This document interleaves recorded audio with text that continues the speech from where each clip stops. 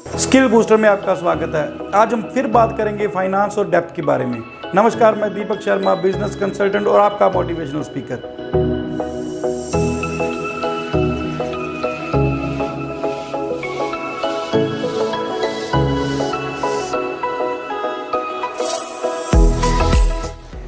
हम अक्सर डेप्थ के बारे में बात करते रहते हैं। पिछली वीडियो में हमने बात की थी कि उधारी हुई कैसे और उसको उतारे कैसे, और लेकिन आज हम बात करने वाले हैं कि हमें कब उधारी लेनी चाहिए, डेप्थ कब लेना चाहिए और कहां से ले सकते हैं।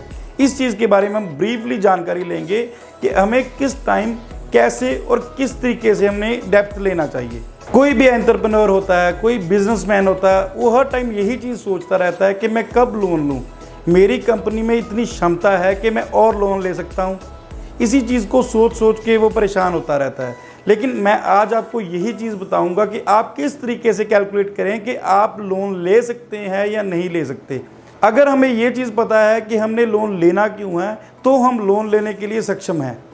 अगर हमें यही नहीं पता कि हमने लोन लेके वो पैसा इन्वेस्ट कहाँ पे करना है, तो फिर हमें कभी भी लोन नहीं लेना चाहिए। सपोज एक एग्जांपल, अगर हमने अपनी कंपनी का एक्सपेंशन करना है, हमने कोई बड़ी मशीनरी दोबारा लगानी है, कोई बिजनेस ऑफिस नया बनाना है, कोई ब्रांच ऑफिस खोलने हैं, कोई स्टाफ और बढ़ाना है, और उसको हम एक्सपेंशन बोल देते हैं। एक्सपेंशन के लिए हमें लोन की ज़रूरत पड़ती है, फंड्स की ज़रूरत पड़ती है, और उस शर्त में हम लोन ले सकते हैं। लेकिन उसमें भी एक कंडीशन है, अगर हम पैसा लगा रहे हैं तो उस चीज़ को चेक करें कि उसका रिटर्न हमें कितने टाइम में आएगा। अगर तो हमें रिटर्न फास्ट आने की हमें उम्मीद है, हमने उस तरीके से प्रोजेक्शन तैयार की है कि हमें इतने टाइम में पैसा रिटर्न आ जाएगा, तो फिर तो हमें एक्सपेंशन करना चाहिए। अगर हमें ये चीज़ कन्फर्म है कि अभी लेट आएगा पैसा, हमें पैसा आज ही लगाना चाहिए, तो हमें लोन की ज़रूरत नहीं है। अगर पैसा रिटर्न देरी से आएगा तो आपको इंटरेस्ट पड़ना शुरू हो जाएगा, और जितना भी आपका कैश फ्लो से पैसा आ रहा है वो पैसा आपका इंटरेस्ट में चला जाएगा, आपको वापसी में, उधारी में चला जाएगा। और इसी के कारण अगर आपकी रिटर्न बहुत फास्ट है, आपको लगता है कि मैं जो पैसा लगा रहा हूँ 1 साल के अंदर अंदर कवर कर जाऊँगा, तो फिर तो आपको एक्सपेंशन करनी चाहिए और उसके लिए फंड रेजिंग करनी चाहिए। अगर आपको ये चीज़ का डाउट है कि जो प्रोडक्ट मैं बना रहा हूँ उसका अभी पता कोई नहीं कि चलेगा, बनेगा, तैयार होगा कि बिकेगा, तो फिर आपको लोन नहीं लेना चाहिए। उसके बाद हम आते हैं दूसरे पॉइंट के ऊपर कि दूसरे पॉइंट में हम क्या चीज़ डिस्कस करते हैं और किस कारणों से हमें लोन लेना चाहिए और नहीं लेना चाहिए। और दूसरी चीज़ जिसको हम एनालाइज करेंगे कि वर्किंग कैपिटल। वर्किंग कैपिटल क्या चीज़ होती है? वर्किंग कैपिटल जिसको हम लिमिट भी बोल देते हैं। हम अपने बिजनेस को चलाने के लिए और उसका रॉ मटेरियल मंगाने के लिए वर्किंग कैपिटल को यूज़ करते हैं। वर्किंग कैपिटल हमें कब लेनी चाहिए?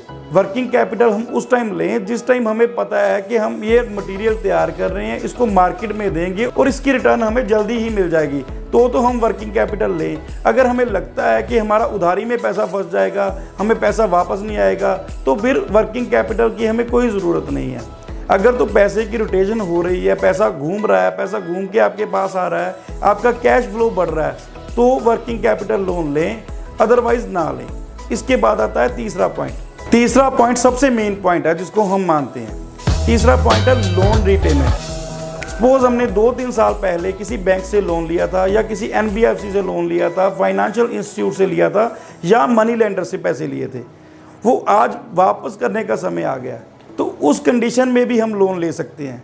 लेकिन उस चीज़ में हमने चेक क्या करना है कि आपको जो नया लोन मिल रहा है वो पुराने लोन से सस्ता होना चाहिए। अगर नया लोन पुराने लोन से सस्ता है तो फिर आप नया लोन उठाकर वो पैसा वापस कर सकते हो।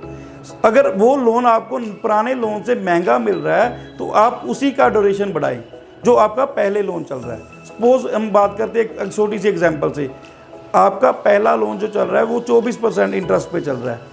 अगर आपको कोई 18% पे या 15% पे दोबारा लोन मिल रहा है तो वो लोन उठाकर आप प्रीपेमेंट कर दीजिए। अगर आपको वो लोन मिल रहा है 30% पे, तो आपको कोई फ़ायदा नहीं है उस लोन को उठा के रीपेमेंट करने का।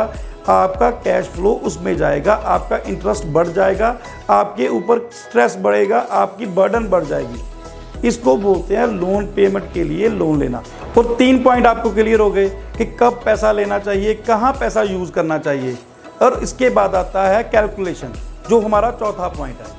कैलकुलेशन कैसे करें कि हमें लोन की आवश्यकता है या नहीं है, हम और उधारी लें या ना लें।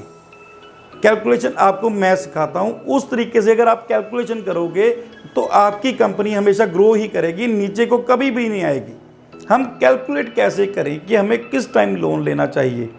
अगर हम प्रॉपर कैलकुलेट नहीं कर पाते तो हमें पता ही नहीं लगेगा कि हम किस टाइम लोन ले सकते हैं और किस टाइम हमें लोन नहीं लेना चाहिए। सबसे पहले कैलकुलेशन क्या है, सबसे पहली रेशो क्या है जो आपने चेक करनी है अपनी कंपनी में, और सबसे पहला पॉइंट है इंटरेस्ट सर्विस कवरिंग रेशो। ये क्या है, इसको मैं आपको एक एग्जांपल से समझाता हूँ। सपोज आपने 1 करोड़ रुपए का लोन लिया, उसका आपको 10 लाख रुपए साल का इंटरेस्ट पड़ रहा है और आपकी अर्निंग है 20 लाख रुपए, उससे 2 टाइम्स ज़्यादा।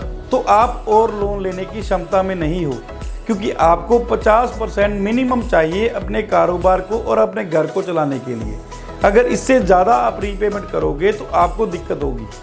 लेकिन अगर आपकी अर्निंग 50 लाख रुपए है, आपने 1 करोड़ का ही लोन लिया है, 10 लाख रुपए इंटरेस्ट पड़ रहा है, तो आप इसको और बढ़ा सकते हो और लोन लेके आप अपने कारोबार में आपकी ग्रोथ में लगा सकते हो। और उसके बाद आ जाता है सेकंड पॉइंट। सेकंड पॉइंट क्या है, डेप्थ कवरिंग सर्विस रेशो। इसको भी हम ब्रीफली समझते हैं। डेप्थ कवरिंग सर्विस रेशो भी सेम उसी एग्जांपल से समझते हैं हम। सपोज आपने 1 करोड़ रुपए का लोन ले लिया, उसमें आपको 10 लाख रुपए तो इंटरेस्ट पड़ रहा है, लेकिन इसमें आप 5 लाख रुपए उसको डेप्थ भी वापस कर रहे हो, उसकी उधारी भी वापस कर रहे हो, और अर्निंग आपकी उस टाइम भी 20 लाख है, तो आपके पास बैलेंस क्या बचा, 5 लाख रुपए। तो आपको उस टाइम नए लोन की आवश्यकता नहीं है, क्योंकि आपके पास सिर्फ 5 लाख रुपए बढ़ रहा है। लेकिन अगर आपकी अर्निंग 50 लाख रुपए है, लोन सेम है 1 करोड़ का ही, 10 लाख का आपको इंटरेस्ट पड़ रहा है, 5 लाख रुपए आप उसकी वैल्यू वापस कर रहे हो, तो आप सोच सकते हो अपनी ग्रोथ के लिए नया लोन लिया जा सकता है। और उसके बाद आ जाता है तीसरा पॉइंट। तीसरा पॉइंट क्या है, डेब्ट टू इक्विटी रेशो। डेब्ट टू इक्विटी रेशो किस तरीके से चलता है, उसकी एक एग्जांपल है, छोटी सी एग्जाम्पल बहुत ज़रूरी है कोई भी काम है। अगर मैं एग्जाम्पल से आपको समझाऊंगा तो आपको जल्दी समझ लग जाएगा। सपोज आपने एक कंपनी खोली है, उस कंपनी में आपने निवेश किया 1000 रुपये। आपने अपनी जेब से 1000 रुपये लगा के कोई कंपनी ओपन कर ली और आपने मार्केट से पैसा उठाया उसके अगेंस्ट 10,000 रुपये, तो आपका डेब्ट टू इक्विटी रेशो हो गया 10 टाइम्स ज़्यादा। तो उस कंडीशन में आपको और लोन लेने की आवश्यकता नहीं है। अगर और लोन लोगे तो आप फंस जाओगे। सपोज अगर आपका कंपनी बनाने में 1000 रुपये खर्च आया, तो आपने मार्केट से सिर्फ 2000 रुपये ही बोरो किया है, तो आपका डेब्ट टू इक्विटी रेशो हुआ सिर्फ 2%, 2 टाइम्स ज़्यादा। तो उस कंडीशन में आप और लोन ले सकते हो और लोन लेके अपने कारोबार को बढ़ा सकते हो। इन तीनों चीज़ों को आपने कैलकुलेट कैसे करना है, सबसे मेन बात ये प्रैक्टिकली भी आप करोगे तो आपको फिर ज़्यादा समझ लग जाएगा। आप कैलकुलेट कैसे करोगे, बहुत ही इजी सरल तरीके से मैं आपको आज समझाने वाला हूँ। आपने अपनी कंपनी की एक बैलेंस शीट लेनी है, एक प्रॉफिट एंड लॉस की स्टेटमेंट लेनी है। वो दोनों को आपने चेक करना है कि उसमें आपका इंटरेस्ट सर्विस कवरिंग रेशो कितना है, आपका डेप्थ कवरिंग सर्विस रेशो कितना है और आपका डेप्थ टू इक्विटी रेशो कितना है। उसको आप प्रॉपर कैलकुलेट करोगे तो आपको पता लग जाएगा आप किस बैंक से कितना लोन और ले सकते हो। अगर ये तीनों चीज़ आपको चेक करनी आ गई तो आप और लोन अप्लाई कर सकते हो और लोन ले सकते हो। उससे आप अपनी कंपनी को बढ़ा सकते हो, क्योंकि आप किसी भी बैंक में जाते हो, किसी बैंकर के पास जाते हो, किसी बैंक मैनेजर के पास जाते हो, तो उन्होंने भी सबसे पहले आपकी ये तीनों चीज़ों को ही चेक करना है। अगर वो चीज़ आप चेक करके लेके जाओगे तो आपका लोन ईजीली हो जाएगा और आपका कॉन्फिडेंस लेवल भी बिल्ड होगा, क्योंकि आपको पता होगा कि मेरे को इतना लोन मिल सकता है। और उसके बाद आपकी सिर्फ उन्होंने प्रोजेक्ट रिपोर्ट ही देखनी है कि आपकी फ्यूचर प्लानिंग क्या है, आपने आगे कारोबार कैसे बढ़ाना है। ये तीनों चीज़ों की अगर आपको नॉलेज है तो बैंक मैनेजर को भी कॉन्फिडेंस होता, आप उनका पैसा जो आप ले रहे हो, लोन ले रहे हो, वो टाइम से पे कर सकते हो। उस चीज़ से आपको लोन जल्दी मिल जाता है। और ये था सारा डेप्थ का प्रोसीजर कि हमें किस टाइम पैसा लेना चाहिए, किस कंडीशन में पैसा लेना चाहिए और कैसे पैसा लेना चाहिए। आपको अभी भी कोई डाउट है तो आप स्क्रीन पे चल रहे नंबरों पे कॉल करके अपने पर्सनल कोच से सलाह ले सकते हो। आपको ये वीडियो कैसा लगा कमेंट करके ज़रूर बताना, और इसके बाद जो नेक्स्ट वीडियो उसको भी ज़रूर देखना। धन्यवाद।